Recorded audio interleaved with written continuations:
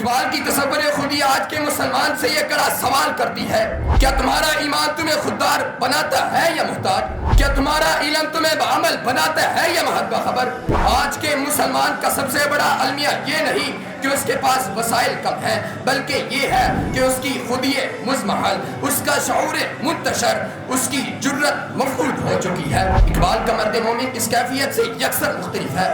وہ فکر میں حر، کردار میں ظلم، ارادے میں فولادی اور مقصد میں فرق بوش ہوتا ہے۔ خودی کی یہ ہے منزل اولین، مسافر یہ تیرا نشیمن نہیں، تیری یاد اس خاکدان سے نہیں، جہاں تجھ سے تو جہاں سے نہیں۔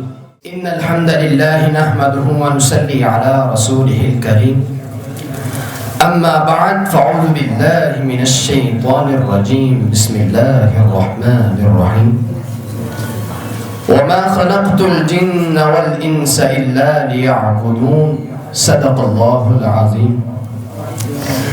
خودی کی یہ ہے منزل اولین، مسافر یہ تیرا نشیمن نہیں، تیری یاد اس خاکدان سے نہیں، جہاں تجھ سے تو جہاں سے نہیں۔ آج کی گفتار بعنوان اقبال کا تصور خودی اور آج کا مسلمان محض ایک عنوان نہیں بلکہ ایک تہذیبی استغاثہ، ایمانی محاسبہ اور ایک انقلابی اعلان ہے۔ یہ موضوع ہمیں اپنے باطن کے آئینے میں جھانکنے، اپنے زوال کے اسباب کو پہچاننے اور اپنے عروج کی راہ متعین کرنے کی دعوت دیتا ہے۔ علامہ محمد اقبال کی خودی نہ نفس امارہ کا شور ہے، نہ انام کی خرقت صدائیں، بلکہ یہ وہ لطیف مگر قوت قاہرہ ہے جو انسان کو گہرائیوں سے اٹھا کر بلندیوں پر فائز کر دیتی ہے۔ خودی اقبال کے ہاں شعور بندگی، جرت عمل اور رفعت مقصد کا حسین امتداد ہے۔ اقبال کی خودی انسان کو سکھاتی ہے کہ وہ تقدیر کا اسیر نہیں بلکہ تقدیر کا معمار بنے، حالات کا مقلد نہیں بلکہ تاریخ کا معجب ہو۔ اسی لیے اقبال پکار اٹھتے ہیں، خودی کیا ہے راز دوران حیات، خودی کیا ہے راز دوران حیات، خودی کیا ہے بیدار یہ کائنات، ازل اس کے پیچھے ابد سامنے، نہد اس کے پیچھے نہد سامنے، زمانے کی دارے میں بہتی ہوئی، ستم اس کی موجوں کے سہتی ہوئی، ازل سے یہ ہے کشمکش میں اسیر، ہوئی خاک آدم نے صورتیں پذیر، خودی کا نشیمن تیرے دل میں ہے، فلک جس طرح آنکھ کے دل میں ہے۔ حضرات، اقبال کی خودی شریعت کی دہلیز پر جنم لیتی ہے، سنت کی آغوش میں پلتی ہے اور اطاعت الہی کے نور سے جلا پاتی ہے۔ آج کے مسلمان کا سب سے بڑا المیہ یہ نہیں کہ اس کے پاس وسائل کم ہیں، بلکہ یہ ہے کہ اس کی خودی مضمحل، اس کا شعور منتشر، اس کی جرت مفقود ہو چکی ہے۔ ہم نے خودی کو آسائش، آرام اور مفاد کی زنجیروں میں جکڑ دیا۔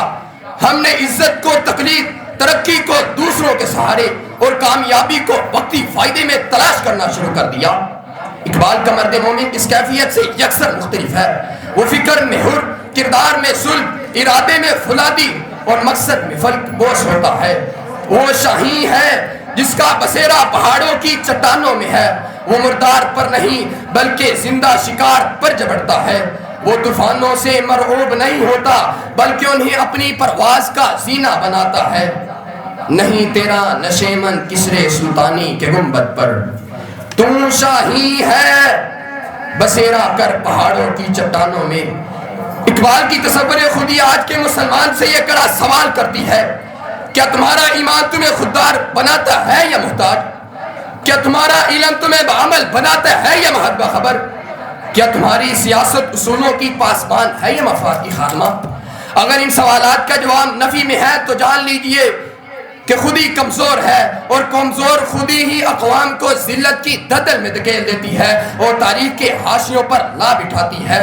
آج کا مسلمان اگر اقبال کے پیغام خودی کو سینے سے لگا لے، اپنی خودی کو ایمان کی غذا دے، علم کو عمل کی دھار عطا کرے اور اخلاق کو قوت کے کالم میں ڈالے، وہ گروہوں میں نہیں بٹے گا بلکہ مقاصد میں متحد ہوگا.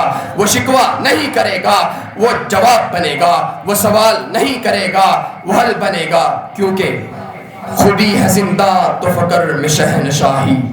خودی ہے زندہ تو فقر میں شہنشاہی. ہے سنجر لو تو غرل سے کم شکوائے فقیر. خودی ہو زندہ تو دریائیں بے کراں پایا. خودی ہو زندہ تو دریائیں بے کراں پایا. خودی ہو زندہ تو کوہسار پر میاں حریر. خودی ہو زندہ تو کوہسار پر میاں حریر. وآخر دعوانا الحمدللہ رب العالمین.